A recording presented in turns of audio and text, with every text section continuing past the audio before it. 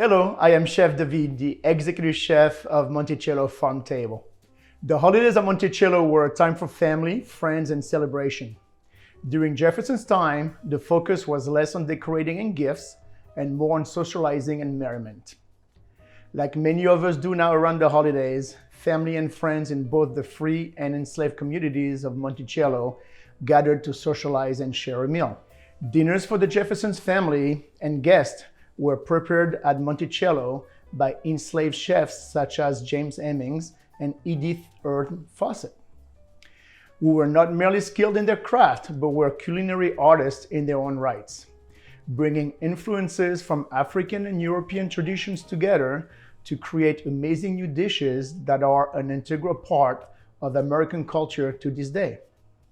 I will build upon some traditional recipes from Jefferson's time and add a bit of a modern twist on them.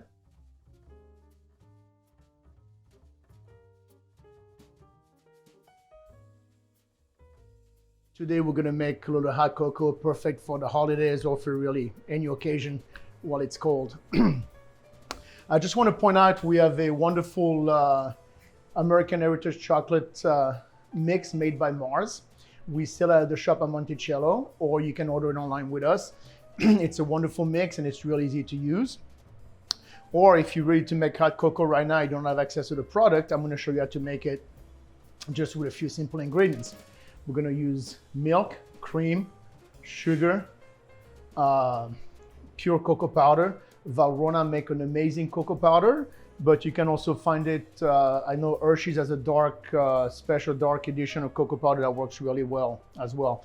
And we'll use a little bit of vanilla paste. So if you have vanilla bean, please use vanilla bean.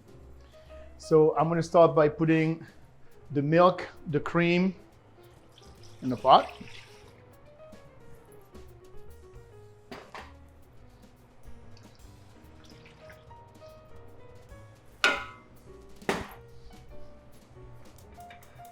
We'll put it on high to medium high. We don't want to make sure not to scorch it. I'm gonna add the sugar and the cocoa powder right now. So I make a fairly thick hot chocolate. And again, to your taste, if you want to thin it out a little bit, you can put a little more milk, or you can cut down on the ingredients as well. This is totally up to your own taste.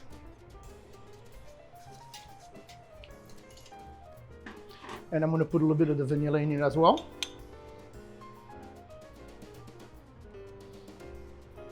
A little bit goes a long way. And then depending if you're serving this to the children or if you want to make it an adult drink, you can use your favorite liqueur to spike it. Would it be bourbon, pinch schnapps, whatever, or for the case today, we're just going to use a little Baileys. I think that'd be an amazing little thing. So we're going to bring this to a boil. I'll take a few seconds. While this works, actually, you know what? I'm going to make a little whipped cream to go on top of it. So we're going to use some cream. A little bit of sugar. And I'm going to put a touch of vanilla again. There we go. That's going to make a little noise. I apologize.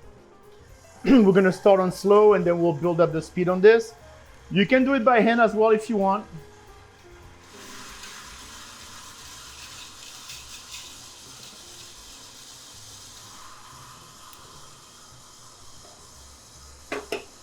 So our hot cocoa is almost ready. Just want to make sure everything dissolved correctly. The whipped cream is ready as well. We're going to make 3 cups of hot cocoa.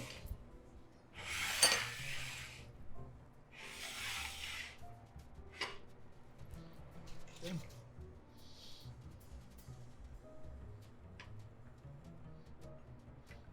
We'll try not to make too much of a mess.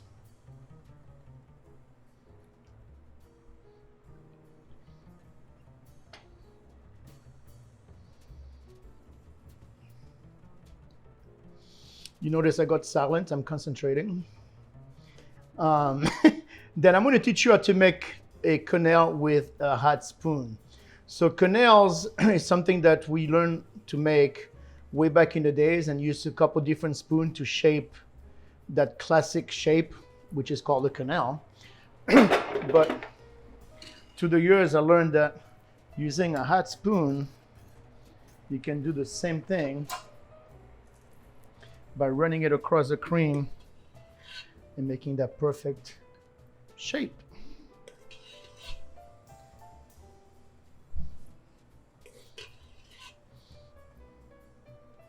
So now we haven't quite spiked it, but you know what? I'll spike it right now.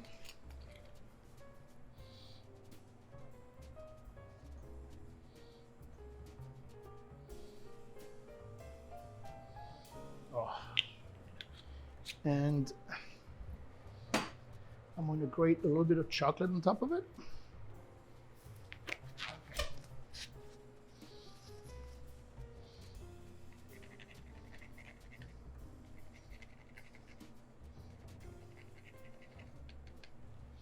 Voila, is your grown-up hot chocolate.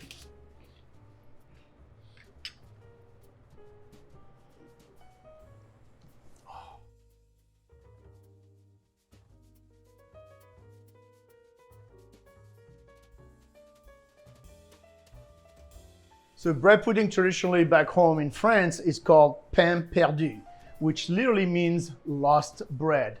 It was actually a recipe that was made in order to use old baguette or your country bread or anything you had left over. When it got too hard, back home you go to the bakery every day, sometimes twice a day. So if you have bread left over, you'll go in a pudding. You can also use older pastries, brioche, halal bread, any kind of milk bread. So today I'm using brioche. It's an amazing thing. You can make your own brioche, obviously, if you want, or you can go to your local bakery and get brioche. So now this works better when the brioche is actually start to get stale. So today I'm going to demonstrate how to make bread pudding or pain perdu. We're going to start with sugar and eggs.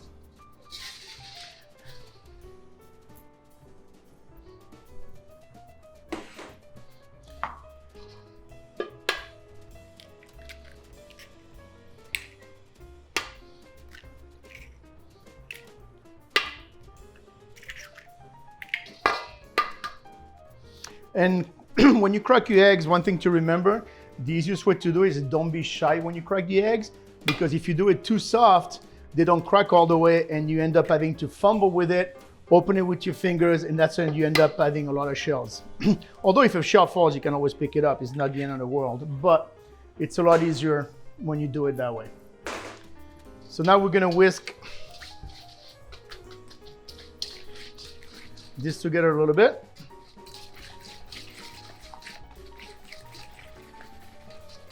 If you want a much richer bread pudding, you can actually add egg yolks to it.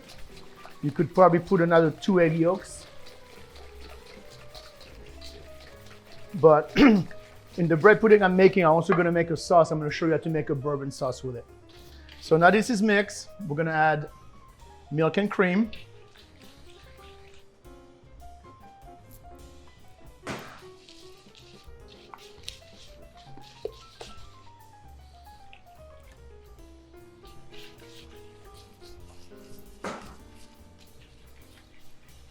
I'm going to touch vanilla in it.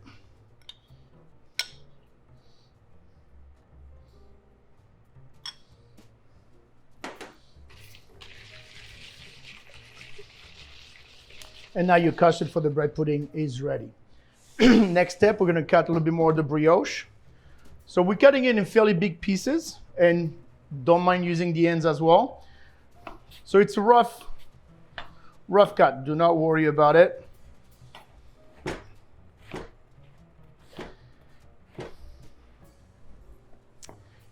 And you may have to adjust the amount of brioche for the baking dish you have.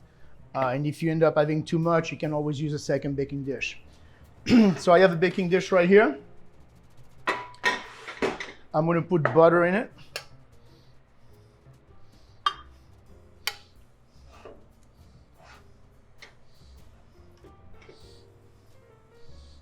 There we go. Now I'm going to mix the brioche with the appareil, which is basically the mix.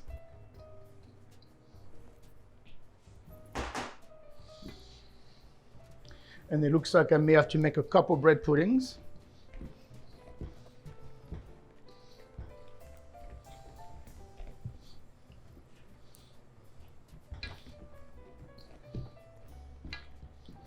Just let it soak a little bit.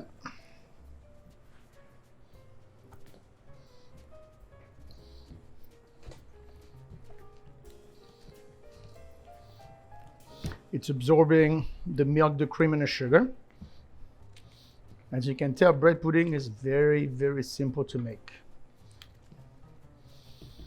Okay, looks like the ingredients are together. We're gonna pour it in a baking dish. We'll put some on the bread, and you have to press down a little bit on it.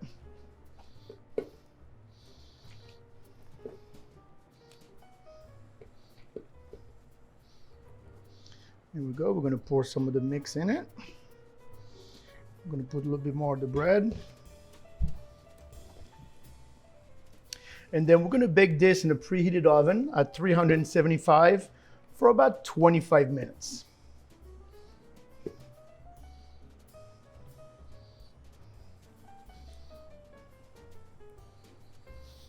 Usually leave the fan on as well. If you don't have a fan, you probably need another 10 minutes also to bake your bread pudding. Okay, we're not going to make it too high. Then we're going to pour the rest of the mix on top. And now this is going in the oven.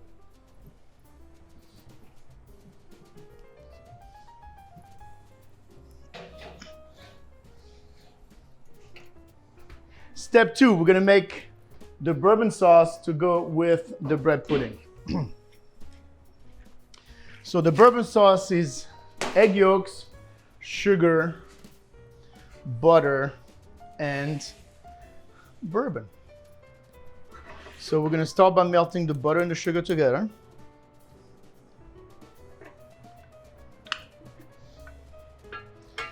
And that's something you can easily do while your pudding is baking. And that'll take about 25 minutes also, like I said earlier. So I'm going to melt the butter just a little bit. So the butter is melting. We're going to heat up the butter and the sugar hot enough so it's actually going to cook the yolks when we put it over the yolks. And for the bourbon, for the amount of butter and sugar I have here, I usually use about 1/3 of a cup, but really, it's up to your taste buds, really. Okay. I'm going to put my egg yolks in the mixing bowl. And basically, when you start putting the hot liquid over the egg yolks, it's almost like if you were making a hollandaise. You're going to start cooking the yolks with the hot liquid.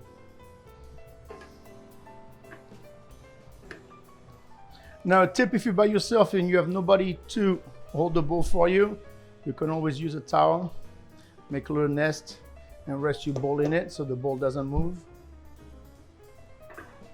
And so at first, we're going to just put just a little bit.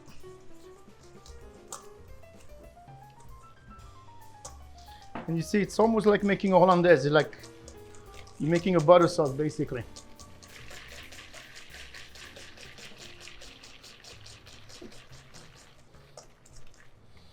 Okay, this is looking pretty good.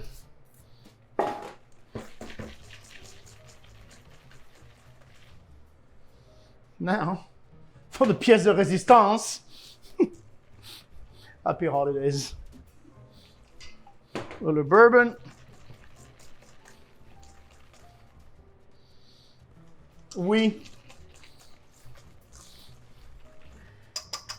I'm almost tempted to do an homage to Julia Child, but I won't. So the bourbon sauce is ready just the way it is right now. And it's almost time to plate a little bread pudding. And voila, the bread pudding is ready.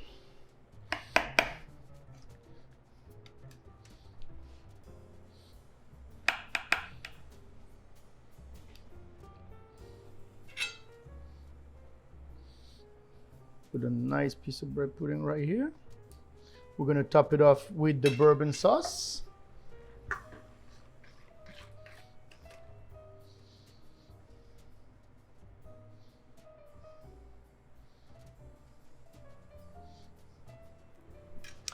And just because it's the holidays, we're going to put a little bit of creme chantilly or whipped cream on it.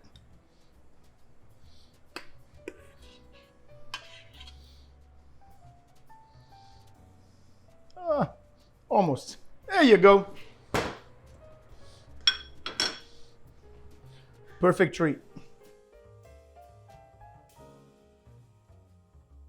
We're going to make a modern version of James Aming's mac and cheese.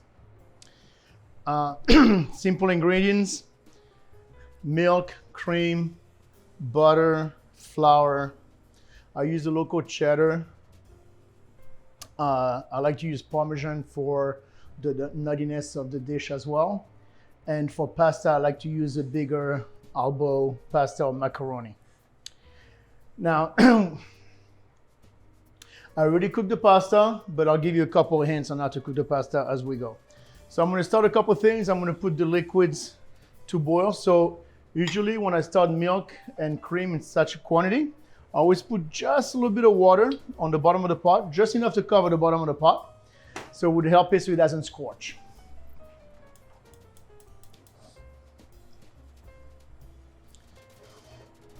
So I'm going to add the milk and the cream.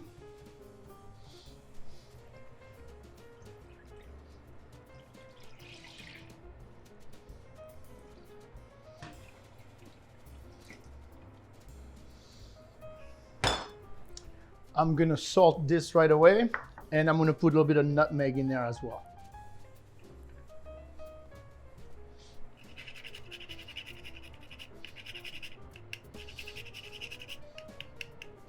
A little nutmeg goes a long way.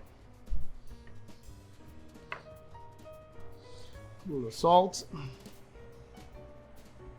I'm going to let this go for now. Now on the other pot, we're going to cook what we call a roux. A roux is a mixture of butter and flour. So I'm going to put my butter, and we're going to start melting it. And then I will add the flour. And to make a proper roux, you need to do it on very, very low heat. And you need to cook it for about 15 minutes also. So when you look at the recipe from James Aming, from Chef, he boiled the pasta in milk. He was using butter and cheddar in the dish, and he was baking that way. So my adaptation, basically I'm doing a modern mac and cheese. I'm definitely using a local cheddar, which gives the flavor. I'm adding the Parmesan for as well the nuttiness of the dish. So it's pretty much the same ingredients, just in a different preparation. So when you cook pasta, I recommend that you salt your water. Your water should taste like seawater. Should be salty. You also want to put a little bit of oil in it. So now the oil thing, there's a couple different versions of it. People say you don't really need it, and I believe you don't really need it. If you store your pasta, it won't stick, because when you put oil in the water, it floats to the top, right? But this is something my grandma used to do way back in the days, and I used to watch her do it all the time, and I don't want to change it. It's just one of those things that I just want to keep the same. And I probably don't need it, but it's part of my childhood memories, and I want to leave them like that. So now I'm gonna add the flour.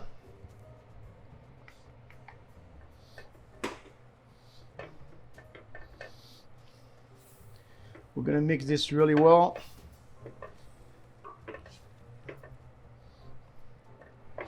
It's gonna make a nice little paste. So another tip about the cheese, I know it's a lot easier to buy grated cheese, but I highly recommend you grate your own. When you buy grated cheese, a lot of time they put different chemicals or potato starch, so it doesn't thick together. It doesn't make a clump, so it doesn't melt as well. Different melting point, different things. So I recommend you get your block of cheddar or your piece of cheddar and grate yourself. So one of the things to know when your roux is ready, and if you're going to be on top of it, I guess you can always cook it a little faster. Just make sure you keep on stirring it, watch it. You don't want it to turn color too fast. It needs to turn, you don't need color for that dish actually. But if your roux start turning color too fast, it's almost like making a caramel. You're burning it.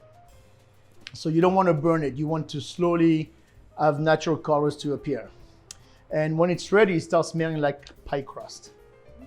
And then, you can introduce your own twist to your mac and cheese as well, right? If you like a favorite fresh herb, you can add fresh herb. You can add bacon to it. You can add pretty much anything with truffle mac and cheese, very popular. Diced ham, Virginia diced ham, truffles. So the roux is starting bubbling a little bit, and the consistency changed a little bit.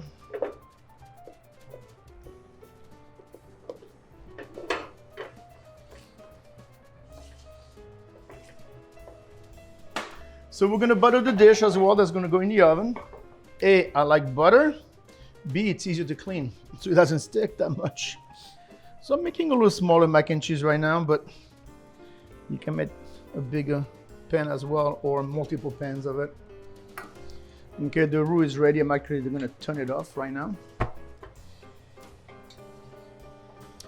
So another tip is once you introduce add milk to that pot of butter and flour, you just want to put a little bit at first because it's going to boil and raise because this is super hot. So be careful the steam doesn't get you, or if you put too much, it actually could boil over the pot. And you always start by using your wooden spoon because it'll be too thick to actually stir. And then as you put a little more milk, then you can switch to your whisk. So I'm going to pour a little bit of the milk. Let's see if I can do it without making a mess. Ooh, maybe, okay. A little bit first, you see how it's boiling right away? I don't know if you could tell, but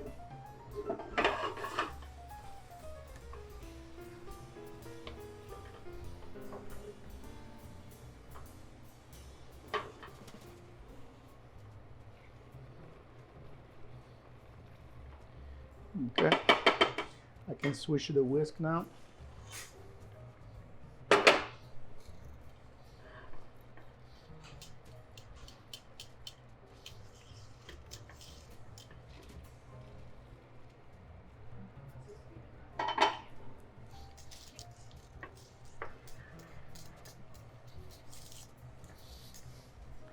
And we're going to add our cheeses.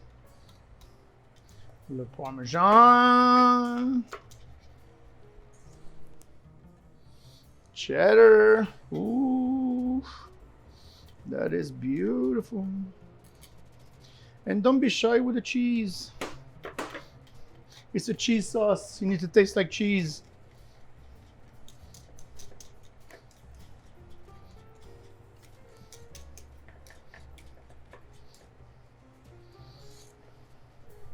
Yeah.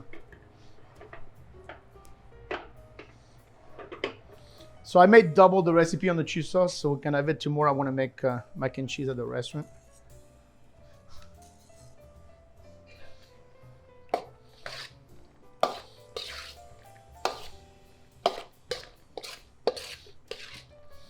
So now same thing, you can put as much or as little. If you don't like a creamy mac and cheese, you can put less sauce. I like a creamy mac and cheese, so I'm actually gonna add a little bit more sauce to this.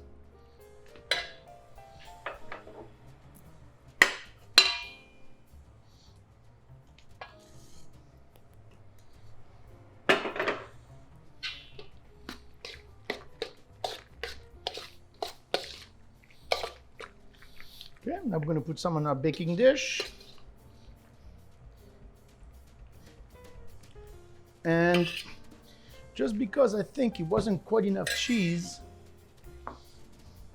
we're gonna put a layer of cheese in the middle.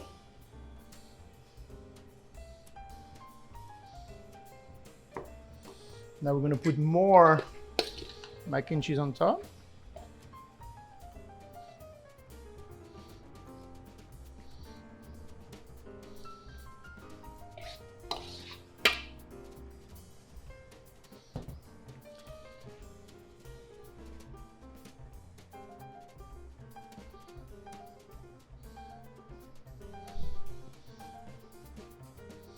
Okay, in the oven for 25 minutes at 375.